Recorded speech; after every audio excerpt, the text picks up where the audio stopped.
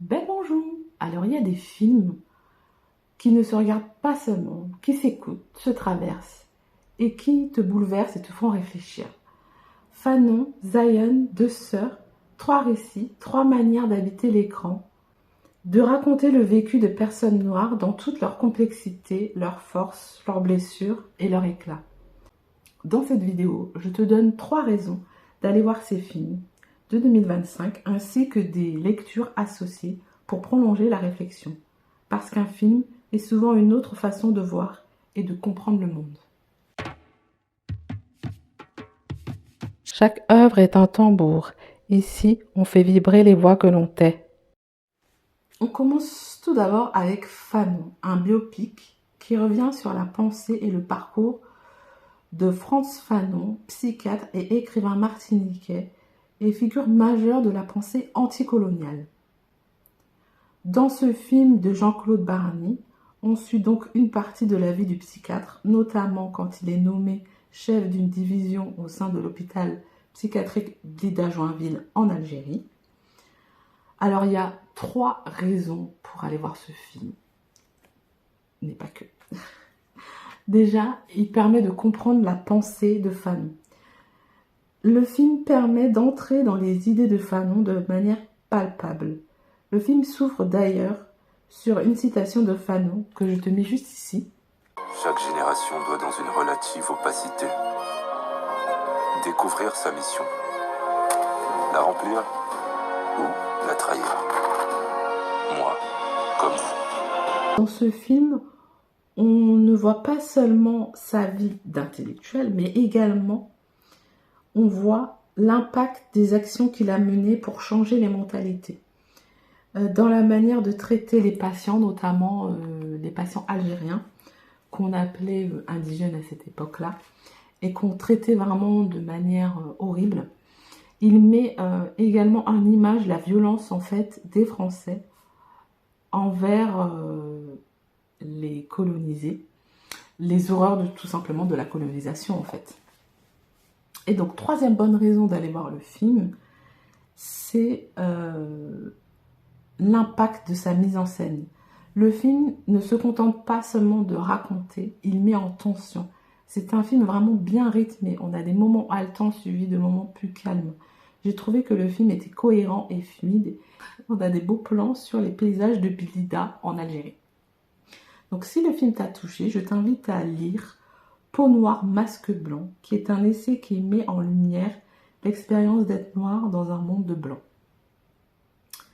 Après ça, tu peux continuer avec Identité meurtrière d'Amin Malouf, qui parle des différentes identités que l'on possède. Et en fait, si on renie une partie de l'identité de quelqu'un, ça peut entraîner de la violence. Discours sur le colonialisme d'Aimé Césaire est vraiment un essai percutant qui critique violemment le système colonial. Donc, ce premier film nous questionne sur notre rapport au colonialisme et les identités qui en découlent. On poursuit donc avec un film de Nelson Foy dans un tout autre registre.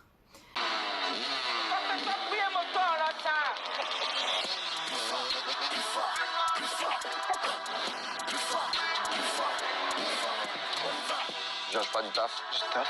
Enfin rien, avec monsieur Manon. Il y a dans la guerre là. De livraison, 1 heure de temps, ça faible.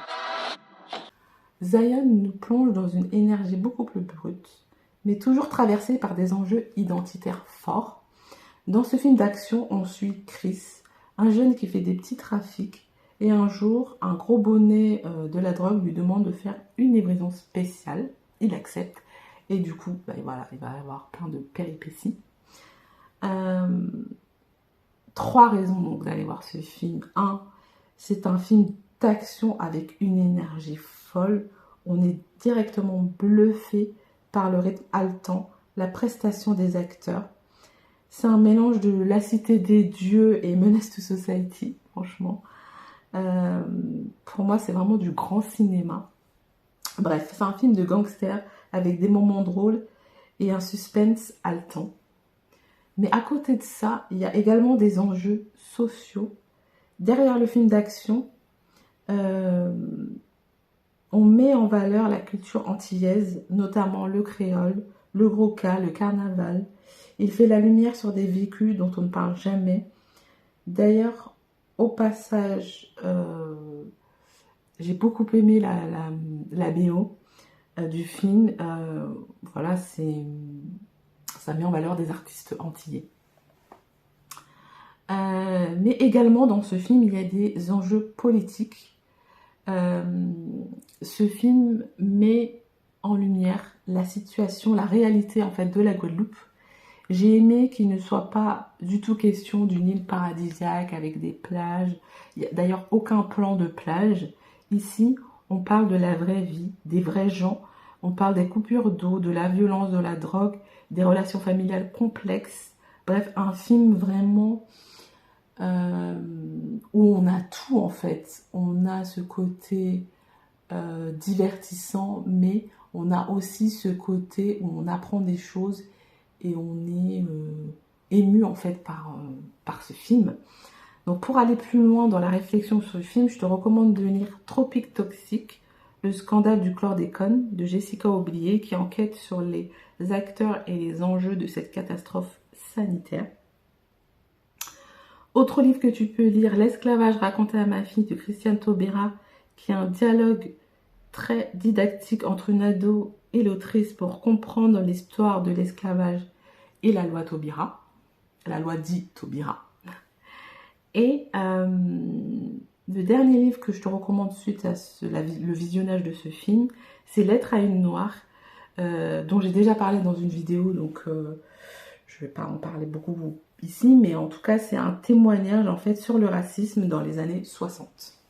On va passer au dernier film dont je parlais dans cette vidéo, qui est un film beaucoup plus intime, où on suit le lien entre deux sœurs. Look at you! Fix your face! You're dealing with the public, handling people's food. Stop, please. Oh, and you can pipe down and all standing there like an ostrich. People can't stand them. Cheerful, grinning. Are you going to purchase this sofa? Are you gonna buy it? No, I'm not. I don't. Donc Deux sœurs est une comédie dramatique de Mike Leigh, réalisateur britannique.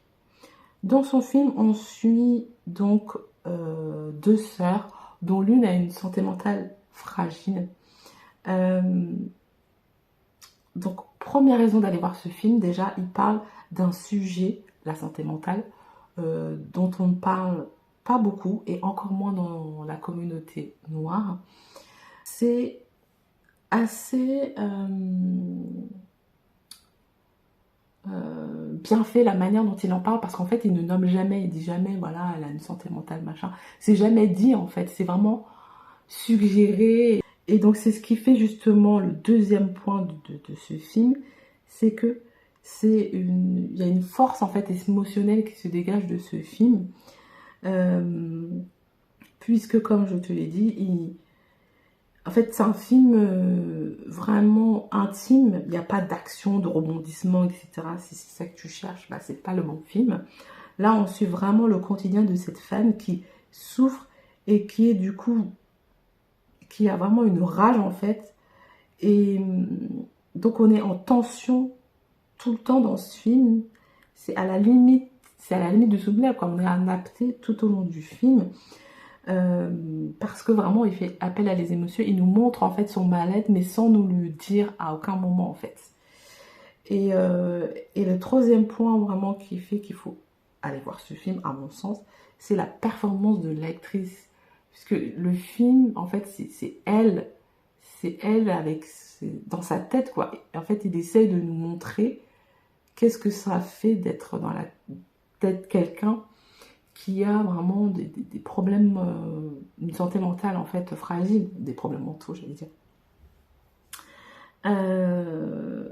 Marielle Jean-Baptiste, elle est juste à couper le souffle quoi. Franchement tout le film on est en apnée, et d'ailleurs je crois qu'elle a eu c'est la première actrice noire à obtenir un Oscar en fait, la première actrice noire anglaise, britannique, à obtenir un Oscar, donc c'est pas rien.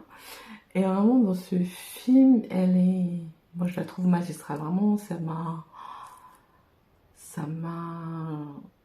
Voilà, ça m'a bouleversé ce film. Donc vraiment, je te recommande d'aller le voir. Est-ce que tu peux lire après l'avoir vu si tu as besoin de comprendre ce qui s'est joué? Parce que je sais que beaucoup de gens à la fin du film se sont dit quoi, c'est tout en fait.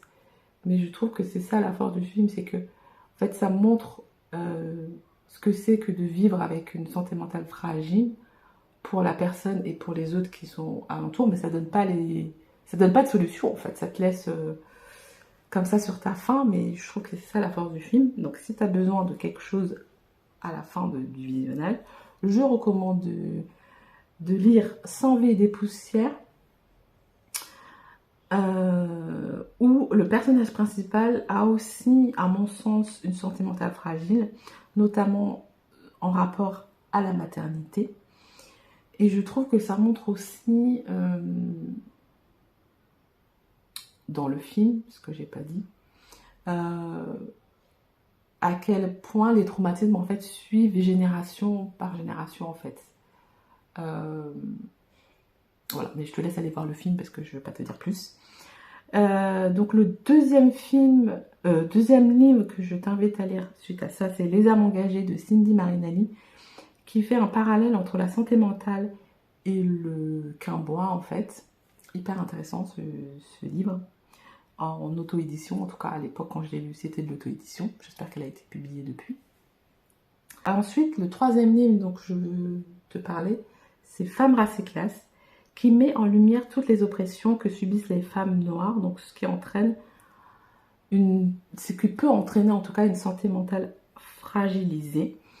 Ces trois films ne racontent pas les mêmes vécus, mais les trois films nous invitent à nous questionner sur l'histoire, l'identité et le monde qui nous entoure. Dis-moi lequel de ces films t'intrigue le plus et lequel j'ai été convaincue d'aller voir. Et si tu les as vus, quelle lecture tu conseilles après? Je suis curieuse aussi de savoir. En attendant de discuter en commentaire, laisse résonner le tambour et à très vite pour de nouvelles vibrations culturelles avec intention.